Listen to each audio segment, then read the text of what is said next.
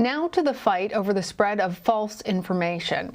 Since Twitter began its crackdown on misinformation in May, at least 8 of President Trump's tweets have been flagged for misleading information.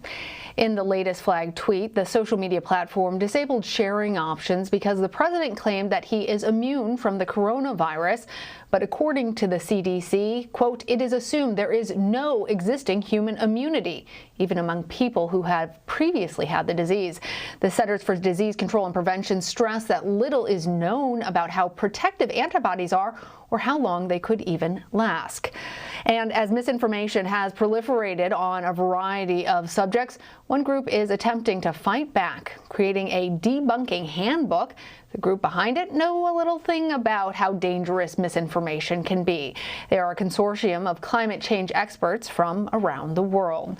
For more on this, I want to bring in one of the authors of that handbook, John Cook. He is a research assistant professor at the Centers for Climate Change Communication at George Mason University.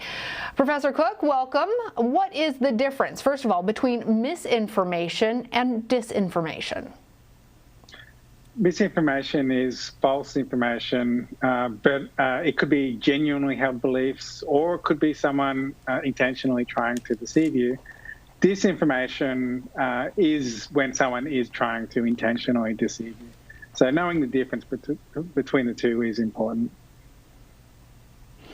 And you're providing this handbook to fight misinformation, and I'm assuming then disinformation as well. It comes from your own perspective and that of the other authors, given the understanding of disinformation and misinformation regarding climate change. But you believe that this can be applied more widely. So how can people then identify misinformation and disinformation, and what should people do once they spot it? Yeah, the debunking handbook is really, as a general handbook that could be applied to misinformation or disinformation across any topic. And the researchers who I co-authored the handbook with have done research across many different issues: health misinformation, climate change, COVID misinformation, all different topics. And what we find across all different areas of science and political misinformation is we do see these common techniques used to mislead. So just becoming more aware of the rhetorical techniques and the fallacies used to mislead is one powerful way that we can inoculate ourselves against being misled. I like the concept of inoculating ourselves against being misled. So you say you identified some of these common techniques that people use when they are trying to sow misinformation and disinformation. What are they? And I also want to double back and make sure that we are answering that other question about what people should do once they encounter misinformation and disinformation. There are a range of different ways, I guess, to understand the different techniques of denial. The one that I focused on in my own work is the 5 techniques of science denial. And I have a short memory, so the way I remember it is the acronym FLICC, F-L-I-C-C. Fake experts, logical fallacies, impossible expectations, cherry picking, and conspiracy theories. We see these 5 techniques in misinformation across all topics.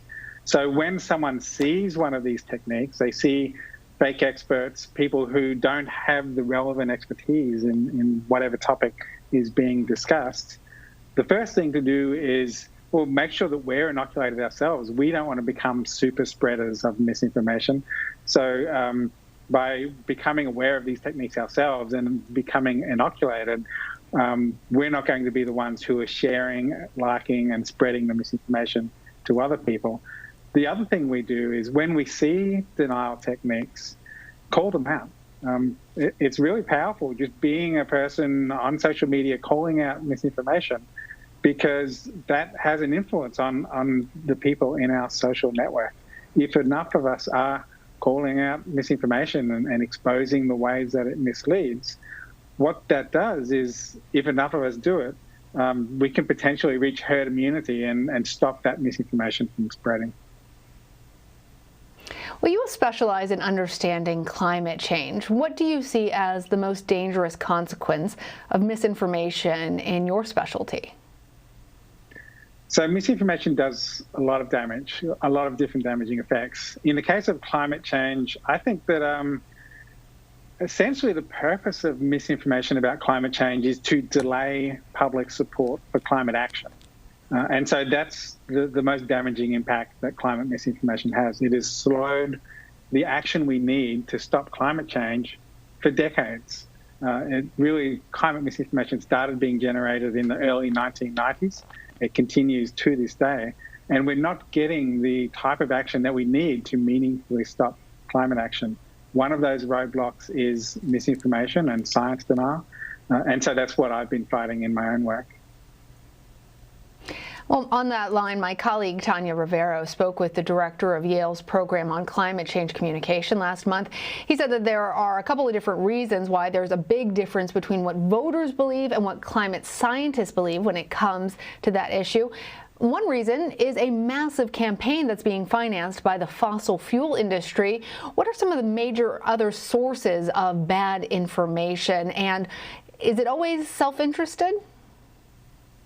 I wouldn't say exactly self-interested. The other major group that produce climate misinformation, besides the fossil fuel industry, is conservative think tanks and ideological groups.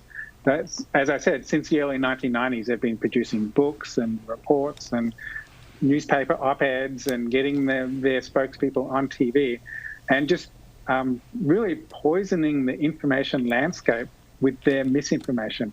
And that's gradually polarized the public. Climate change didn't used to be so polarized as it is now. But this steady flow of misinformation has gradually polarized the public. It's brought Republicans and Democrats further apart to the point where now it's a highly polarized situation and really difficult to get climate action. I want to button up our conversation by reading a quote from the futurist Alvin Toffler. He was known for his work on how modern technologies could spur a digital revolution.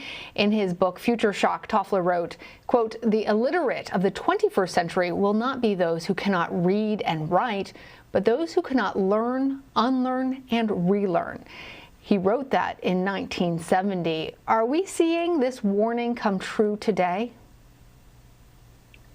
Yeah, social media it's a blessing and a curse, really. It does democratize information and it allows us to have access to all this information, but it also makes it really easy for any individual to easily disseminate disinformation. And one of the most, I think, insidious aspects of the social media platforms is their whole business model thrives on pushing our buttons, feeding us posts that appeal to our emotions and entice us to click, to like, to share. And so that's a challenge for us. Like when we see posts that appeal to our emotions, I think what we need to do is take a breath and think about what we're looking at and really apply critical thinking. We do have a vaccination against misinformation, and it is critical thinking. It's being aware of the techniques used to mislead and checking sources of the information that we come across, making sure that they come from reputable sources. All right, John Cook, thank you for joining us. My pleasure. Thanks for having me.